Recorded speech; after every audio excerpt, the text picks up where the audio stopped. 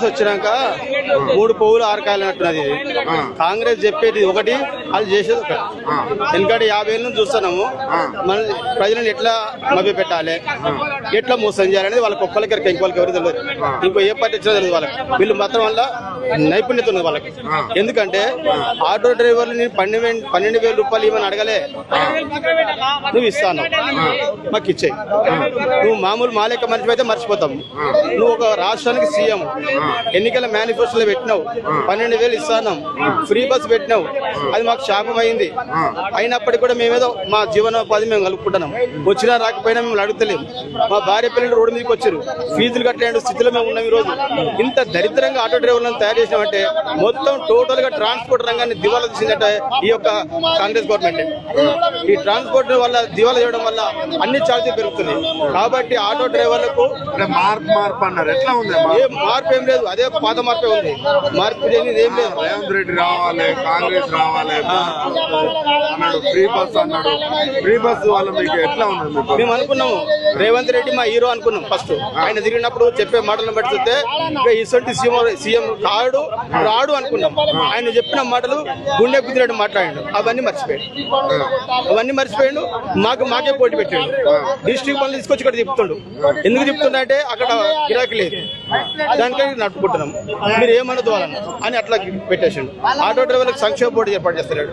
Auto driver దీర్ఘకాలిక సమస్యలు చాలా ఉన్నాయి. సార్ మీకు అంటే 100%లో 1% అని చేసిండు ఆయన. ఏ ప్రమాణం?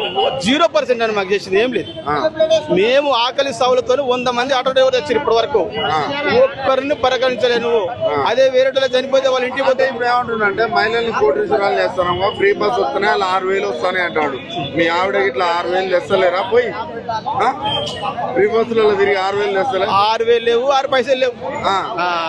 ఏంటంటే కట్టు కథలు చెప్పేదే కానీ చేసేది ఏం లేదు. అందుకని మళ్ళీ వేయం కదా, అయిపోయింది. 2034 వరకు ఉంటే ఏంది పరిస్థితి? మీరు అందరూ రావాల్సిందే, ఇంకేం లేదు. మేము ఆటో డ్రైవర్ రావాల్సిందే, బతికలేదు అంతే. ఎవరు పట్టించుకోవట్లేదు. పొన్నం ప్రభా గారికి 4 సార్లు పోయినాం.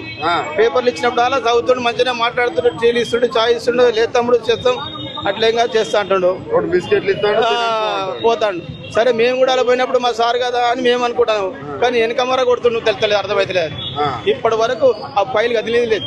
3 ఏళ్ళు అయిపోతుంది. మరి ఆయన కూడా అంటుండు అప్పుల పాలైనమో, నేను ఎక్కడికన్నా పోయినా కూడా నా చెప్పులు చూసినట్టు, దొంగను చూసినట్టు చూస్తుర్రు, నేను ఏ నుంచి తెచ్చేయాలి పైసలు అంటుండు. ఇప్పుడు నువ్వు అనేది కరెక్టే. నేను అడగలే కదా, నేను ఆకలి మీద నీ దగ్గరికి వచ్చిన, నువ్వు అన్నం పెడతానని వచ్చిన. నువ్వు అన్నం పెట్టా అంటే ఇప్పుడు ఏం చెప్పాలి? నేను ఆకలి మీద వచ్చిన, చిలకల నుంచి ఇక్కడ దాకా వచ్చిన, మా సమస్య పరిష్కారం అది. నాతో కాదంటే నేను చేయాలి. మరి ఏం చెప్పినా నేను అక్కడే ఉంటాను కదా, చిలకలగూడలో ఉంటాను కదా, నేను ఆఫీస్ కాడికి ఎందుకు వద్దును? నాకేం అవసరం? ఇప్పుడు రావడం వల్ల ఆకలి ఉన్నది, ఇంకా తిరగడం వల్ల ఎక్కువ ఆకలి అవుతుంది. నువ్వు ఏం చెప్పినావు? మాట చెప్పకపోరాదు. ఎందుకు నువ్వు ఏలేవు? ఇతను కాదు, అవి లేనిపోయిన కోరికలను పెట్టినావు, ఆశలు చెప్పినావు, ఆశల పల్లెకులో తిప్పినావు. 420 హామీలు ఒక్కటి లేదు.